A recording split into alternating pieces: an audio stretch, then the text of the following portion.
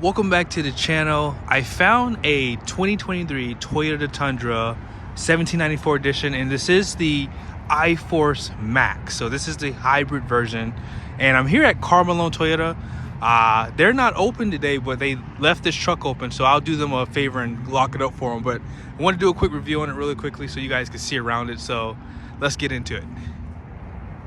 Now, one thing that Toyota really hit home on this truck was the front styling. I know this is a big, bold grille. This is something that Toyota loves to do. It really comes from the Lexus brand, and I really do like the overall design. Now, this 1794 starts just under $60,000, and as you guys can see here, it has like a quad beam LED lights here. It does have turn signals that are LED, and then they put the fog lights in a unique area right down here, so it doesn't take away from the front bumper, but the parking sensors are kind of throughout the front of the truck. They're not on the side, which I do like to see, but this one does not have that though. Here's a really quick look at the headlights. So this guy right here is gonna be your high beam, and you can see that LED accent light too, and then you have like a 3-beam fog light down below. And these are gonna be your sequential turn signals. Check out the hood of this beast too. I really do like the lines in it, and I like these like fake vents right here on the side. It does say iForce Max on the side of it too. And overall, I would say that this is a really well designed front end. I know a lot of people don't really care for it, but it definitely does make a statement when you're, going down the road. And check out how big that windshield is too. That's a pretty darn big windshield. And I like that they give you this black trim piece on the A-pillar too. Adds a little bit of class to it. Now check out this small tire. I would like to see a little bit more sidewall from them. It's a 265/60, and it's going to be a 20-inch wheel. And check out the fender flare. It's a little bit different color because of the 1794 edition. And they do complete their fender well with like a fabric material too. Chrome on the mirrors, turn signal, and this does have a 360 camera, so you can have camera on both mirrors. I didn't show it to you on the front actually. And then you'll have one right here. And this is how you'll know it's a hybrid, because of this blue accents on the Toyota emblem too. I like the fact that there's not a lot of chrome. The only chrome you see is on the emblems, on the mirrors, door handles, around the windows. And the tailpipe has a chrome tip that looks like it might be aftermarket though, or like a accessory I should say.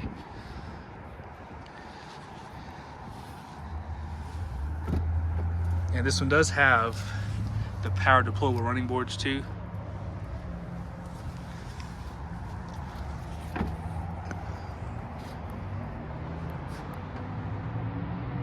Two cameras up top, and this one's gonna have air suspension too. I will put a video at the end of this one. I did a review kind of showing you some measurements for that. This is gonna be the 5.5-foot bed, and one thing I like about the Toyota Tundra is when you do lower the tailgate, you do have a step that comes out. Unfortunately, I think this might be like in a ship mode, so it's not gonna work. And this is what you see from half tons. This is a normal size. They do have a 6.5-foot bed available too, but this 5.5 is pretty adequate for a truck like this.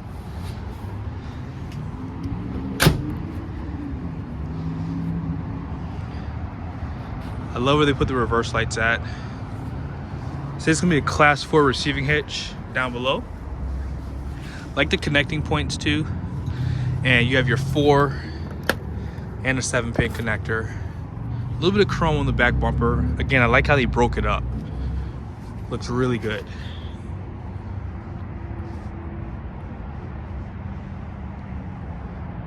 And one last thing I forgot to show to you. You can drop that tailgate on the side here, and that step would also come out too with that too. I forgot about that button last time I did a review.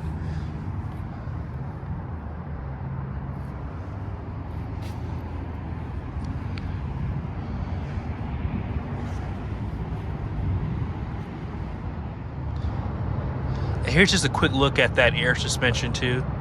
This is gonna have a 331 rear axle, which is really good for fuel economy. So check it out. Here's your iForce Max. You almost can't tell it's a hybrid until you see all the orange running through the engine bay, and of course that big glob of metal, which is like the inverter for the electric motor or something like that. Now this thing's gonna be good for 437 horsepower, 583 pound-feet of torque. In the comment section, does this have more torque than the Cummins Titan at the time?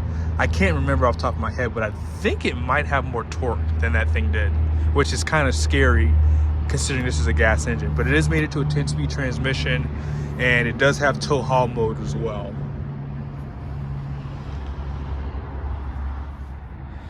Now I have done reviews on the 1794 in the past. It just didn't have this interior color. I think I like this one the best, 100%. There's a lot of soft touch above here on this door card. There is some hard plastics, but for the most part it looks great. Everything kind of flows together. LED light down below. Cup holders for, or actually bottle holders I should say there. A little bit of storage. Automatic up and down for front and rear windows. Seat memories. And you can close these mirrors automatically from pushing the button here. And let's go ahead and step inside. I love all the seat controls here. And I really think that Toyota did a great job with this interior too. Here's some of the buttons on the side here.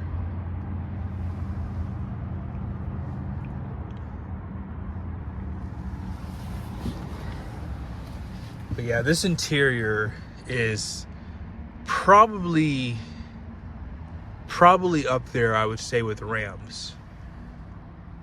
I think it's better than even GM's new interior, personally. I'm never a fan of their screen layout, though. It's a huge screen. I can't remember how big it is. I'll tell you here. I think it's like a 13-inch screen or something like that. Something huge. And then you have this digital layout, too, for the gauge cluster. And, yeah, the ergonomics of this truck are great. I think they did a good job with how they designed it. But I don't know. It may not be as nice as Ram's, though. I think Ram might still have it beat with their Cowboy Longhorn. You do have a digital rearview mirror. So this basically uses a camera on the outside. This does have LED lights on the interior. And something that Toyota never really did in the past was give you a black roof. And I like that they're doing it now for you. It looks really good. And let's check out your... Yeah, look at that. It has a LED light. And yeah, everything just looks great. Even the way that the door closes is just top notch. And then you can see that 1794 edition badge right there on the side. And it does have a blue start button too. That's another way you can tell this is a hybrid. But you have dual climate control, which is no surprise at this price point. Heated and cooled seats. You have some camera views that you can look at here. And this is how you would lower and raise the truck with the air suspension. Wireless phone charger right there. And as you saw, some of your cup holders, four-wheel drive, driving modes, tow haul. Again, they just did a good job with how they designed this truck. On the passenger side, they do not give you that control for the front of the seat. I wish they would make that an option. It might be available in the capstone. I have not seen one yet, but that would be interesting if they did that.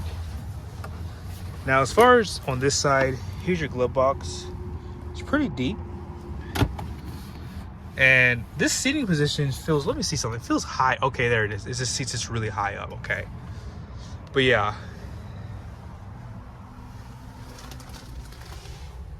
It's just a really, really nice interior. You have your trailer brake right there. I was actually looking for that. And I didn't mention it, but you can lower that rear glass. That's something that none of the other manufacturers do. You can lower that rear glass, and you have a panoramic sunroof too.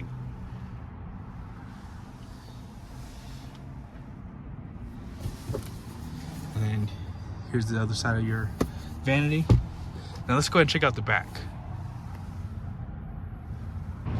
Now, this looks different from the other Tundras that I reviewed that weren't the Max. So I'm assuming this is probably going to help cool that battery down. Now, this is a nickel metal hydrate battery. I think it's 288 volts, something like that. And let's see. Yep, there it is. There's no storage below the seat because of the battery. That answered a question I had. I wondered if you were going to still retain a little bit of storage, but you don't. It would be nice for them to put some storage on the floor here though. But here's a door card. Looks just as good as the front did. They do add these little curtains back here too. It's a really nice touch.